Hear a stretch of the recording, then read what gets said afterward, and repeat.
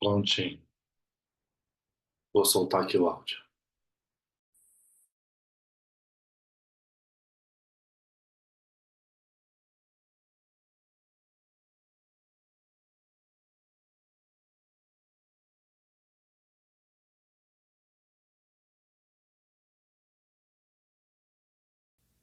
A verdadeira natureza do espaço e do tempo.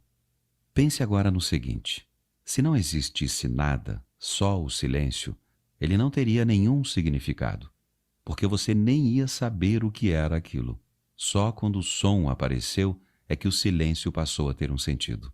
Da mesma forma, se só existisse o espaço, sem nenhum objeto, ele também nada significaria para você. Imagine-se como um ponto de consciência flutuando na imensidão do espaço, sem nenhuma estrela, nenhuma galáxia, somente o vazio. O espaço não teria imensidão, ele nem estaria ali.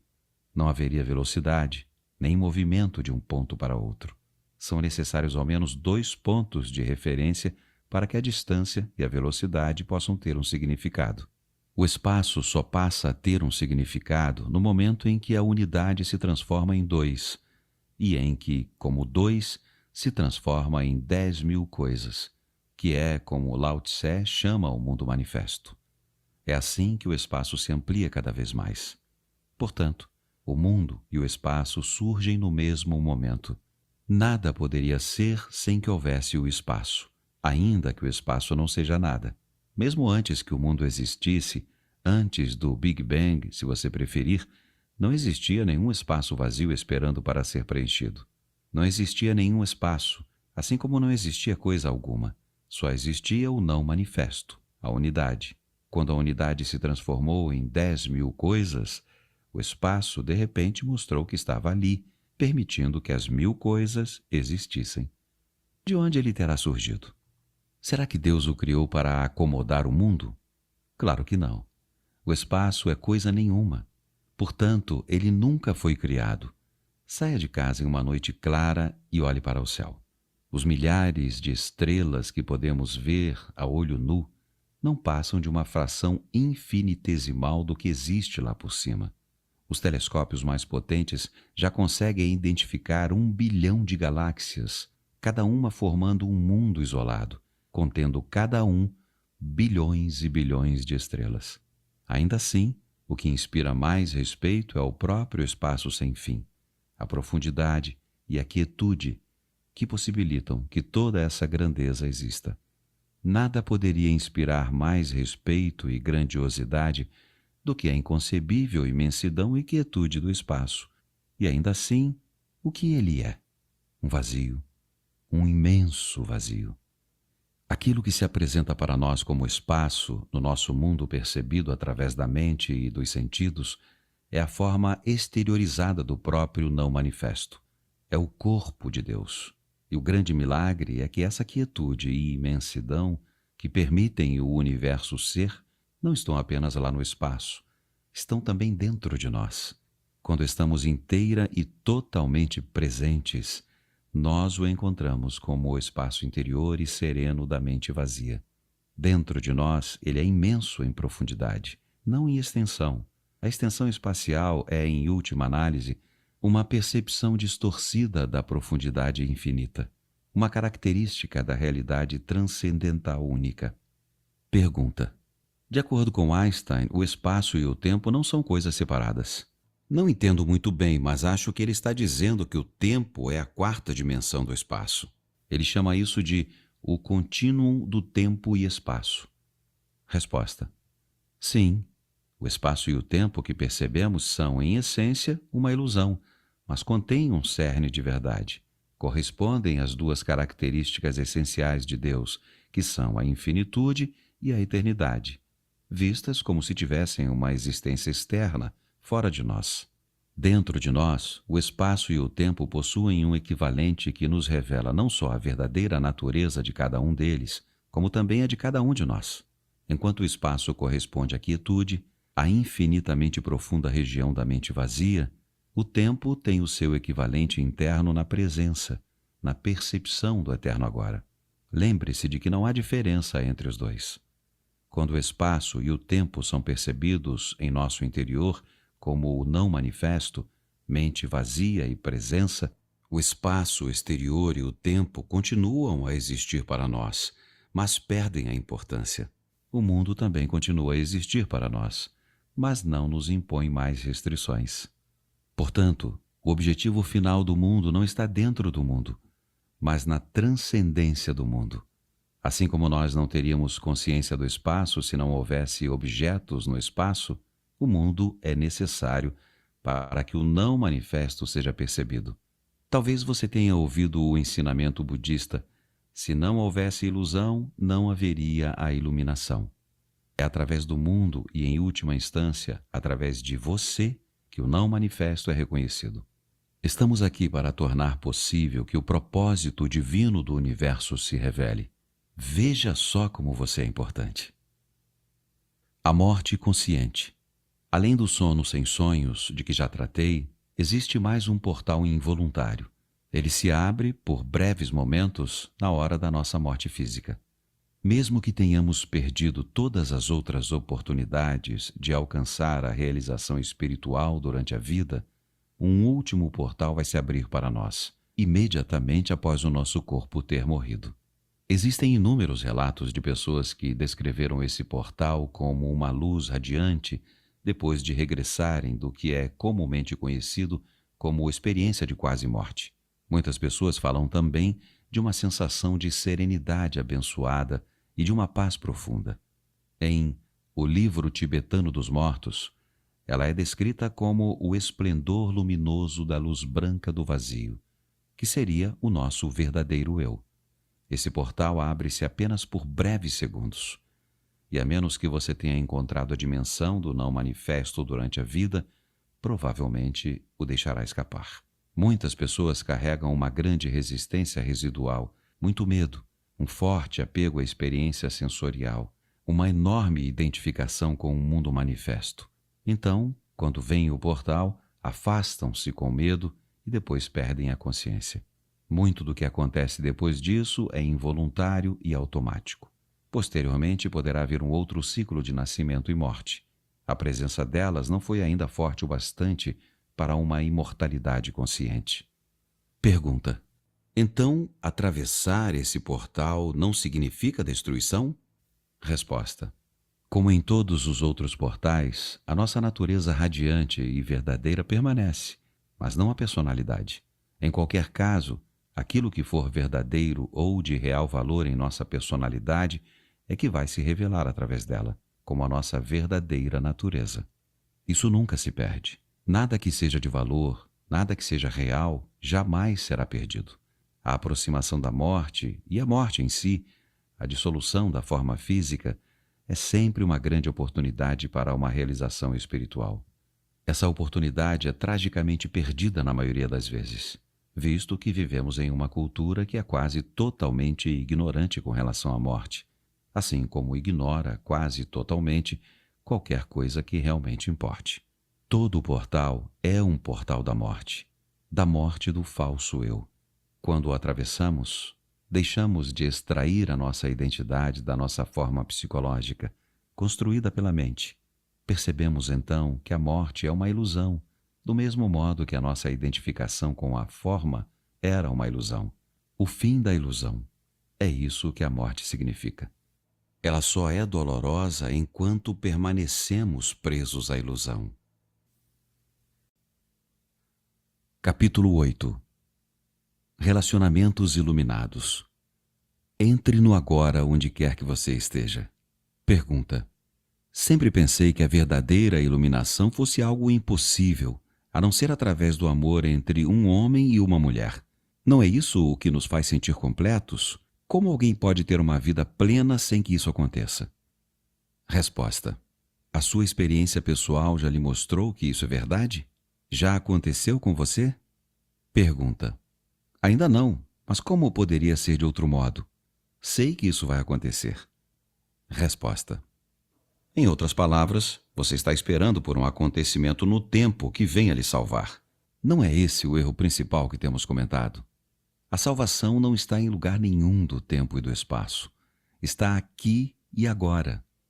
Pergunta: o que quer dizer a frase "a salvação está aqui e agora"? Não entendo isso. Nem mesmo sei o que significa salvação. Resposta: muitas pessoas buscam prazeres físicos ou formas variadas de gratificação psicológica porque acreditam que essas coisas trazem felicidade ou as libertam de uma sensação de medo ou de falta de alguma coisa. A felicidade é vista como uma sensação intensa de vivacidade obtida através do prazer físico, ou como uma sensação de um eu interior mais firme ou mais completo, obtida através de alguma forma de gratificação psicológica. Essa é uma busca de salvação que tem origem num estado de insatisfação ou de insuficiência de alguma coisa. Invariavelmente, a satisfação conseguida dessa maneira tem curta duração, e assim, a condição de satisfação ou plenitude é geralmente projetada, mais uma vez, sobre um ponto imaginário, distante do aqui e agora. Quando eu conseguir isto ou me livrar daquilo, vou estar bem. Essa é uma disposição mental inconsciente que cria a ilusão de salvação no futuro. A verdadeira salvação é satisfação, paz, vida em toda a sua plenitude. É ser quem somos, sentir dentro de nós o bem que não tem opositores. A alegria do ser que não depende de nada que esteja fora de nós. Não é sentida como uma experiência passageira, mas como uma presença permanente. Na linguagem dos que creem em Deus, é conhecer Deus, não como algo externo a nós, mas sim como a nossa essência mais profunda. A verdadeira salvação consiste em conhecermos a nós mesmos como parte inseparável da vida única, livre do tempo e da forma, de onde se origina tudo o que existe. A verdadeira salvação é um estado de liberdade, do medo, do sofrimento, de uma sensação de insuficiência e de falta de alguma coisa, e, portanto, de todos os desejos, necessidades, cobiça e dependência. É libertar-se do pensamento compulsivo, da negatividade e, acima de tudo, do passado e do futuro como uma necessidade psicológica. A nossa mente está dizendo que, do jeito que as coisas estão agora, não vamos conseguir chegar lá. Tem de acontecer alguma coisa ou temos de nos tornar isso ou aquilo. Ela está dizendo, na verdade, que precisamos do tempo, que precisamos encontrar, negociar, fazer, conseguir, adquirir, compreender ou nos tornar alguém, antes de nos sentirmos livres e satisfeitos. Vemos o tempo como um meio de salvação, quando, na verdade, ele é o grande obstáculo para a salvação. Imaginamos que não podemos chegar lá a partir do ponto em que estamos, ou de quem somos neste momento, porque não nos sentimos ainda completos ou bons o bastante. Mas a verdade é que o aqui e agora é o único ponto de partida para poder chegar lá. Chegamos lá ao perceber que já estamos lá. Encontramos Deus no momento em que descobrimos que não precisamos procurar Deus. Portanto, não existe apenas um caminho para a salvação. Várias circunstâncias podem ser usadas. Não é necessário uma em particular. Entretanto, só existe um ponto de acesso, o agora. Não existe salvação longe deste momento. Você está só, sem uma companhia? Acesse-o agora a partir da sua solidão. Você tem um relacionamento? Acesse-o agora a partir desse relacionamento. Não existe nada que possamos fazer ou obter que nos aproxime mais da salvação do que o momento presente. Não podemos fazer isso no futuro. Ou fazemos agora, ou simplesmente não fazemos.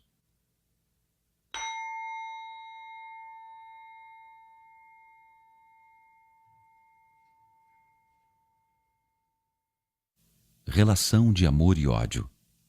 A menos que você acesse a frequência consciente da presença, todos os seus relacionamentos, principalmente os mais íntimos, vão apresentar defeitos profundos.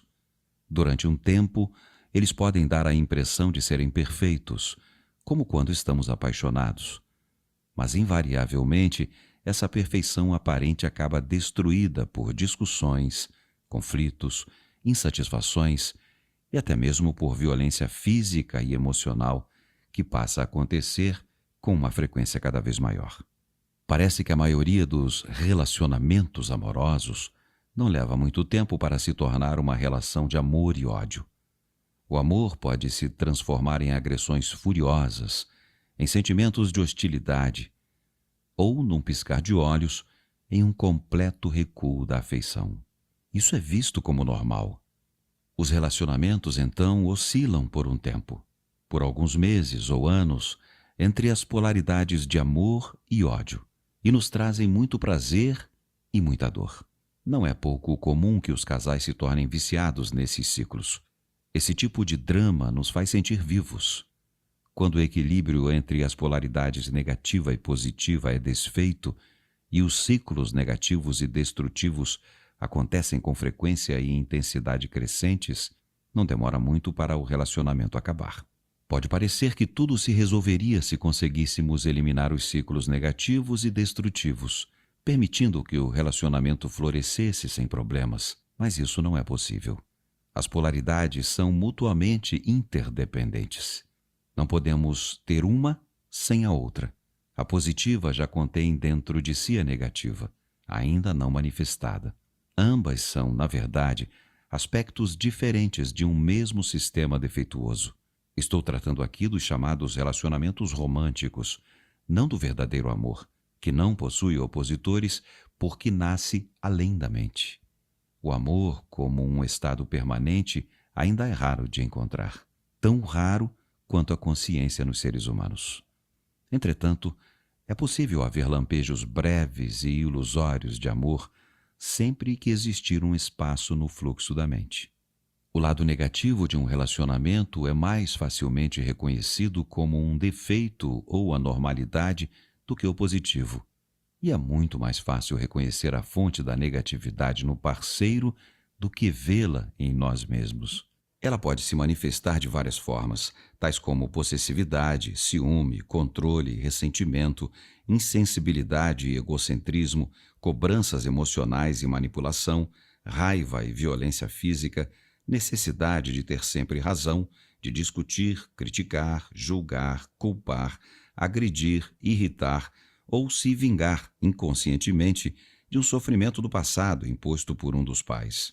Pelo lado positivo, há uma paixão pela outra pessoa. No primeiro momento, esse é um estado altamente gratificante. Sentimos que estamos intensamente vivos. Nossa existência passa a ter um significado porque, de repente, alguém precisa de nós, nos deseja e nos faz sentir especial.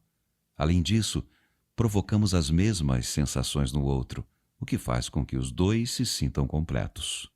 O sentimento pode se tornar tão intenso que o resto do mundo perde o significado. Você deve ter percebido que existe uma certa dependência nessa intensidade. Ficamos viciados na outra pessoa, que age sobre nós como uma droga. Quando a droga está disponível, nos sentimos muito bem, mas a possibilidade, ainda que remota, de que ela não esteja mais ali, disponível para nós, pode levar ao ciúme, à possessividade, a tentativas de manipulação através de chantagem emocional, culpa ou acusações, o que no fundo é o medo da perda. Se a outra pessoa nos abandonar mesmo, pode fazer nascer a mais intensa hostilidade ou um profundo desespero. Em segundos, a ternura amorosa pode dar lugar à agressão selvagem ou a um desgosto terrível. Onde é que está o amor agora? Será que o amor pode se transformar no seu oposto em segundos? Será que era amor de verdade ou um vício, uma dependência? O vício e a busca da plenitude. Pergunta: por que nos viciaríamos na outra pessoa? Resposta: o desejo de ter um relacionamento amoroso é universal, porque as pessoas acreditam que a paixão, o amor, pode libertá-las do medo, da necessidade e do vazio que fazem parte da condição humana em seu estado de pecado e não iluminação. Existe uma dimensão física e outra psicológica para esse estado. No nível físico, é óbvio que não somos um todo, nem jamais seremos. Cada um de nós é homem ou mulher, o que vale dizer uma metade de um todo. Nesse nível, o desejo de ser completo, de retornar à unidade, se manifesta através da atração entre homem e mulher. É um impulso quase irresistível de união com a polaridade oposta de energia. A raiz desse impulso físico é espiritual, porque nele está o desejo ardente do fim de uma dualidade, de um retorno ao estado de completude. A união sexual é o mais perto que podemos chegar desse estado no nível físico. Essa é a razão pela qual ela é a experiência mais satisfatória que o reino físico pode nos oferecer. Mas a união sexual não passa de um lampejo breve de plenitude, um instante abençoado. Enquanto ela for inconscientemente vista como um meio de salvação, você a verá como o fim da dualidade no nível da forma, um lugar onde ela não pode ser encontrada. Você teve um lampejo do paraíso, mas não pode ficar ali e se percebe de novo em um corpo separado. No nível psicológico, a sensação de falta, de não estar completo, é até maior do que no nível físico. Enquanto houver uma identificação com a mente, o sentido do eu interior é dado pelas coisas externas. Isso significa que você extrai o sentido de quem você é de coisas que não têm nada a ver com quem você realmente é, como o seu papel na sociedade, suas propriedades, sua aparência externa, seus sucessos e fracassos, seus sistemas de crenças, etc. Esse eu interior falso, o ego construído pela mente, sente-se vulnerável, inseguro e está sempre em busca de coisas novas com as quais se identificar para obter a sensação de que ele existe. Mas nada é suficiente para lhe dar uma satisfação duradoura. O medo permanece. A sensação de falta e de necessidade permanecem. Então acontece aquele relacionamento especial. Parece ser a resposta para todos os problemas do ego. Parece preencher todas as nossas necessidades. Todas aquelas outras coisas das quais você tinha extraído o sentido do eu interior se tornam relativamente insignificantes. Você agora tem um ponto focal que substitui todos os outros, que dá sentido à sua vida e até define a sua identidade. A pessoa por quem você se apaixonou. Você não é mais um fragmento isolado em um mundo insensível. Seu mundo agora tem um centro, a pessoa amada. O fato de que o centro está fora de você e, portanto, você ainda tem um sentido de eu interior derivado das coisas externas, parece não importar muito num primeiro momento. O que importa é que aquelas sensações de medo, falta, vazio e insatisfação não estão mais presentes. Ou será que estão? Será que elas desapareceram ou continuam a existir por baixo da aparente felicidade? Se em seus relacionamentos você vivenciou tanto o amor quanto o seu oposto, então é provável que você esteja confundindo o apego do ego e a dependência com amor. Não se pode amar alguém em um momento e atacar essa pessoa no momento seguinte. O verdadeiro amor não tem oposto. Se o seu amor tem oposto, então não é amor, mas uma grande necessidade do ego de obter um sentido mais profundo e mais completo do eu interior. Uma necessidade que a outra pessoa preenche temporariamente. É uma forma de substituição que o ego encontrou e por um curto período ela parece ser mesmo a salvação. Chega então um momento em que o outro passa a se comportar de um modo que deixa de preencher as nossas necessidades, ou melhor, as necessidades do nosso ego. As sensações de medo, sofrimento e falta que estavam encobertas pelo relacionamento amoroso voltam a aparecer. Como acontece com qualquer vício, ficamos muito bem enquanto a droga está disponível, mas chega um momento em que a droga não funciona mais. Quando essas dolorosas sensações de medo reaparecem, nós as sentimos mais fortes do que antes e passamos a ver o outro como a causa de todas essas sensações. Isso significa que estamos projetando no outro essas sensações. Por isso, nós o agredimos com toda a violência que é parte do nosso sofrimento. Essa agressão pode despertar o sofrimento do outro, que é induzido a contra-atacar. Nesse ponto, o ego ainda está, inconscientemente, esperando que a agressão ou a tentativa de manipulação seja suficiente para levar o outro a mudar o comportamento, de forma que possa usá-lo de novo para encobrir seu sofrimento. Todo vício surge de uma recusa inconsciente de encararmos nossos próprios sofrimentos. Todo vício começa no sofrimento e termina nele. qualquer que seja o vício: álcool, comida, drogas legais ou ilegais, ou mesmo uma pessoa. Ele é um meio que usamos para encobrir o sofrimento. Essa é a razão por que, passada a euforia inicial, existe tanta infelicidade, tanto sofrimento nos relacionamentos íntimos. Eles não causam o sofrimento e a infelicidade. Eles trazem à superfície o sofrimento e a infelicidade que já estão dentro de nós. Todo vício faz isso. Todo vício chega a um ponto em que já não funciona mais para nós, e então sentimos o sofrimento mais forte do que nunca. Essa é uma razão pela qual muitas pessoas estão sempre tentando escapar do momento presente e buscando algum tipo de salvação no futuro. A primeira coisa que devem encontrar, caso focalizem a atenção no agora, é o próprio sofrimento que carregam. E é isso o que mais temem. Se ao menos soubessem como, no agora, é fácil acessar o poder da presença que dissolve o passado e o sofrimento, se ao menos soubessem como estão perto da própria realidade, como estão perto de Deus. Evitar se relacionar como uma tentativa de evitar o sofrimento também não é a resposta. O sofrimento está lá, de qualquer jeito. 3 relacionamentos infelizes em alguns anos têm mais probabilidade de forçar você a acordar do que 3 anos em uma ilha deserta ou trancafiado em seu quarto. Mas, se você pudesse colocar uma presença intensa em sua solidão, isso também funcionaria para você.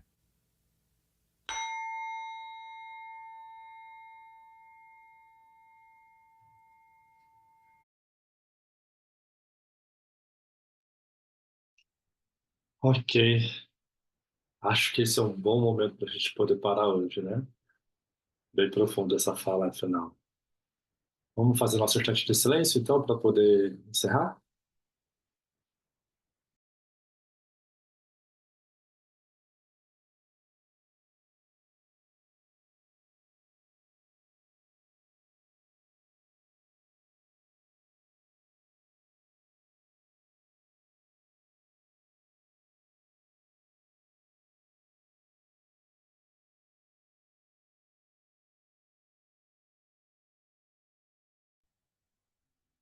Prontinho. Boa semana, pessoal. Tchau, tchau. Ótimo dia para vocês.